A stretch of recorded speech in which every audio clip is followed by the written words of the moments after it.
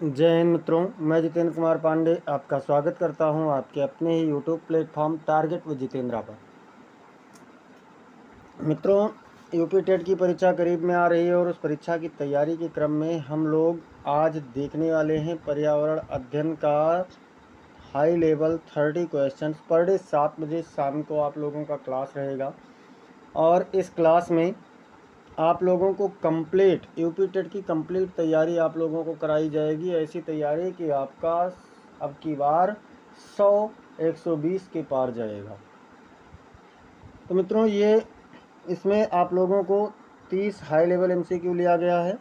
अगर आप लोग चैनल पर नए हैं तो चैनल को सब्सक्राइब कर लीजिए, जिससे आपको प्रतिदिन शाम को 7 बजे की क्लास मिलती रहे। साथ ही साथ इस क्लास को लाइक करके इसे अपने मित्रों के पास में अधिक से अधिक शेयर भी कर दें। चलिए देखते हैं पहला क्वेश्चन क्या कहता है। पहला प्रश्न है, पर्यावरण का सही अर्थ है। सही अर्थ मतलब किससे लिया गया है? केवल प्राकृतिक संसाधन, या फिर केवल जीव जंतु, या जीव और उनके चारों ओर का परिवेश, या फिर केवल वायु। तो मित्रों, पर्यावरण में जीव और उनके चारों ओर के परिवेश दोनों को शामिल किया गया है। अगला प्रश्न है, निम्न में से जैव घटक कौन सा है? घटक दो प्रकार के होते हैं, जैव और अजैव। तो जैव घटक कौन सा है? जल है, मिट्टी है, पौधे हैं, या फिर तापमान है। तो मित्रों, जल, मिट्टी और तापमान ये क्या है? ये अजैव हैं, इनमें जीव नहीं है। लेकिन पेड़ पौधों में जीव होता है, सजीव हैं, इसलिए ये जैव घटक कहलाते हैं। निर्जीव घटकों में शामिल नहीं है, यानी जिसको अजैव घटक भी कह सकते हैं। वायु, जल, जीवाणु और प्रकाश शामिल नहीं है। मतलब यहाँ पर भी आपसे जैव घटक ही पूछा गया है, तो इसमें क्या है? जीवाणु होंगे। अगला प्रश्न है, निम्न में से नवीकरणीय संसाधन कौन सा है? नवीकरणीय संसाधन पूछा जा रहा है, यानी जो कभी खत्म ना होने वाला हो, जिसका हम बार बार यूज कर सकते हैं। कोयला, पेट्रोलियम, सौर ऊर्जा या प्राकृतिक गैस। तो मित्रों, कोयला, पेट्रोलियम और प्राकृतिक गैस एक बार यूज कर लें, फिर उसका यूज आप नहीं कर पाएंगे। जबकि सौर ऊर्जा का आप प्रतिदिन सोलर प्लेट के माध्यम से या और अन्य माध्यमों से आप प्रयोग कर सकते हैं। अगला प्रश्न है, जल संरक्षण का सबसे प्रभावी उपाय है? नदियों को मोड़ना, वर्षा जल संचयन, अधिक बांध, या फिर जल का व्यवसायीकरण। जल संरक्षण का सबसे बेहतरीन उपाय है वर्षा जल का संचयन करना। वर्षा के जल को संचित कर लिया जाए और उसका उपयोग किया जाए। मिट्टी अपरदन यानी मृदा अपरदन जिसको कहते हैं, इसका प्रमुख कारण क्या है? वनों की कटाई, सिंचाई, खाद या फिर फसल चक्र। तो मित्रों, इसमें वनों की कटाई जो है ये मृदा अपरदन का प्रमुख कारण है। अगला प्रश्न है, हरे पौधे कहलाते हैं। हरे पौधों को क्या कहते हैं? उपभोक्ता, अपघटक, उत्पादक या फिर परजीवी। तो मित्रों, हरे पेड़ पौधों को उत्पादक कहा जाता है और जो इनका उपयोग करता है उसे उपभोक्ता कहते हैं।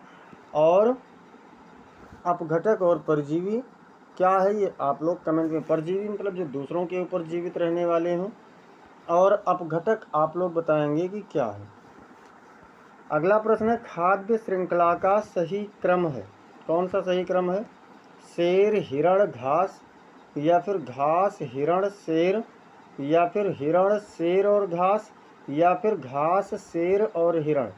तो मित्रों, जैसे घास उगी उसको हिरण खाता है और हिरण को शेर खा जाता है, तो इसलिए घास, हिरण और शेर आपका सही क्रम होगा। अगला प्रश्न है, अपघटक का उदाहरण है। इसमें से अपघटक कौन है? अपघटक मतलब जो उसको तोड़ने वाले होते हैं, एकदम से समाप्त कर देने वाले। शेर हैं, या गाय है, कि कवक है, कि मनुष्य है। तो मित्रों, कवक जो होते हैं, फंगस, ये आपके क्या कहलाते हैं? अपघटक के श्रेणी में आते हैं। अगला प्रश्न है, वायु प्रदूषण का प्रमुख कारण है। वायु प्रदूषण का प्रमुख कारण क्या है? वृक्षारोपण है, या वाहन का धुआं है, या फिर वर्षा है, या फिर पवन ऊर्जा है। तो मित्रों, वायु प्रदूषण का प्रमुख कारण वाहन का धुआं है। क्या है? वाहन का धुआं। अगला प्रश्न है, ध्वनि प्रदूषण का प्रभाव पड़ता है केवल कानों पर, केवल हृदय पर, मानसिक स्वास्थ्य पर, या फिर केवल आँखों पर। तो ध्वनि प्रदूषण मुख्य रूप से मित्रों मानसिक स्वास्थ्य को प्रभावित करता है, यानी कि जैसे जी घबराने लगता है या फिर सर चकराने लगता है, सर दर्द होने लगता है, ध्वनि प्रदूषण की ये सारी समस्याएं हो सकती हैं, नींद ना आना। अगला है रिड्यूस, रीयूज, रिसाइकिल का संबंध है उद्योग से, पर्यावरण संरक्षण से, कृषि से या फिर परिवहन से। तो मित्रों रिड्यूस, रीयूज एंड रिसाइकिल मतलब RRR जो है ये पर्यावरण संरक्षण से, कोई भी वस्तु है उसका कम प्रयोग करो, बार फिर से प्रयोग करो और उसका पुनर्चक्रण करो। अगला है स्वच्छ जल का मुख्य लाभ है, क्या लाभ है? स्वाद अच्छा होता है या रोगों से बचाव करता है या फिर रंग अच्छा होता है या कीमत अच्छी होती है। तो मित्रों स्वच्छ जल जो होता है ये रोगों से हमारी बचाव करता है। अगला प्रश्न है संतुलित आहार में क्या आवश्यक है? कौन कौन सी चीज़ें संतुलित आहार में होनी चाहिए? केवल कार्बोहाइड्रेट, केवल प्रोटीन, सभी पोषक तत्व या फिर केवल वसा? तो मित्रों सभी पोषक तत्व जब भोजन में होंगे तो उसे ही संतुलित आहार कहा जा सकता है। अगला प्रश्न है व्यक्तिगत स्वच्छता का सबसे सरल उपाय है, क्या है? दवा, साबुन से हाथ धोना, टीका या फिर व्यायाम? व्यक्तिगत स्वच्छता की बात हो रही है और व्यक्तिगत स्वच्छता में अगर देखा जाए तो इसमें आप लोगों का आ जाएगा साबुन से हाथ को धोना, यानी हाथ की साफ सफाई रखना। अगला है पर्यावरण के लिए सबसे अनुकूल परिवहन साधन है, बस है कि कार है कि साइकिल है कि हवाई जहाज है? क्या है मित्रों? तो पर्यावरण के लिए सबसे अनुकूल परिवहन साधन साइकिल है, क्योंकि इससे किसी भी प्रकार का पर्यावरण का प्रदूषण नहीं होगा, धुआं नहीं निकलेगा।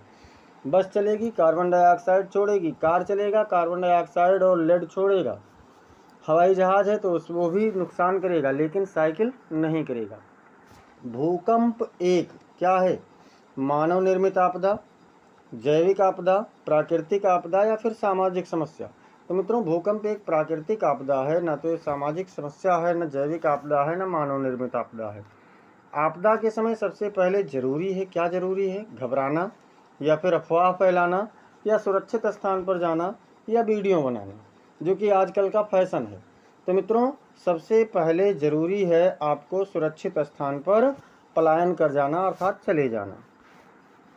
EVS शिक्षण का मुख्य उद्देश्य है, क्या है? रटंत ज्ञान है कि पर्यावरणीय जागरूकता है, कठिन परिभाषाएं हैं या फिर परीक्षा उत्तीर्ण करना है?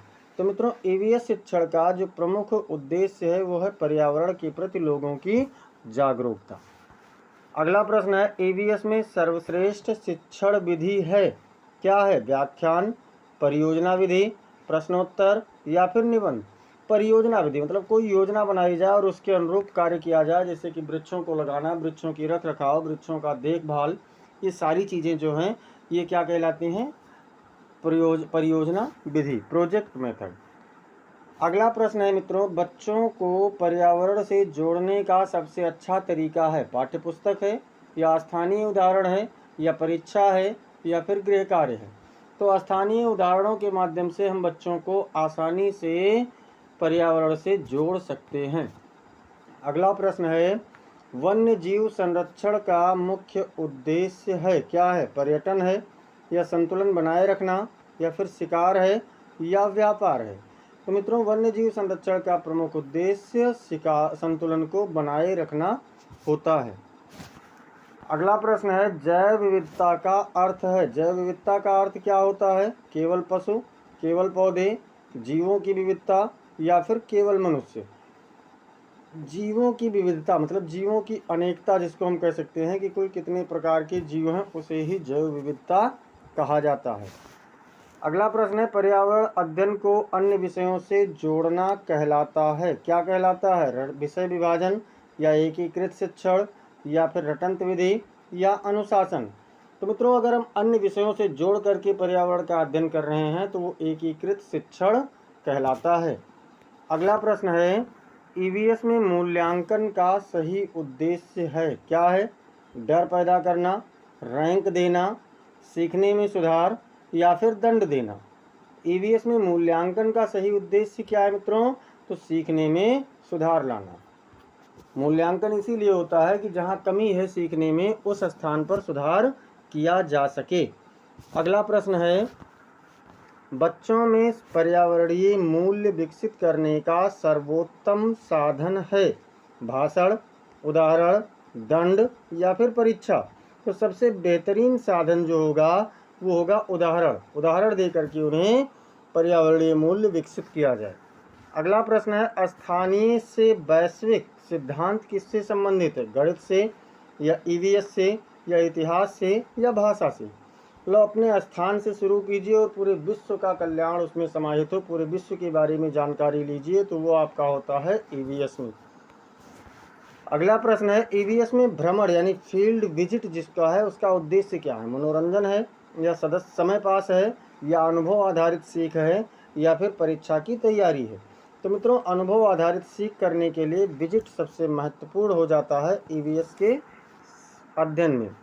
अगला है, पर्यावरण संरक्षण में बच्चों की भूमिका होनी चाहिए कैसी, निष्क्रिय होनी चाहिए कि केवल श्रोता के रूप में होना चाहिए या फिर सक्रिय होना चाहिए या अनदेखा होना चाहिए। तो मित्रों, सक्रिय भूमिका होनी चाहिए, तभी बेहतर लाभ मिलेगा। अगला प्रश्न है, प्राथमिक स्तर में ईवीएस प्रश्नों का फोकस होता है कठिन तथ्यों पर, रटंत परिभाषाओं पर या दैनिक जीवन व शिक्षण पर या फिर शोध पर। तो मित्रों, दैनिक जीवन व शिक्षण पर प्राथमिक स्तर में पर्यावरण का ईवीएस के प्रश्नों का मुख्य फोकस होता है। इस प्रकार से आज हम लोगों ने 30 क्वेश्चन कंप्लीट किया ईवीएस का। ऐसे ही समस्त क्लासेस को पाने के लिए चैनल को जरूर सब्सक्राइब कीजिए, साथ ही साथ बेल आइकन दबाना ना भूलें। इस क्लास को आप लोग लाइक कर दीजिए और इसे अपने मित्रों के पास में अधिक से अधिक शेयर भी करते रहिए।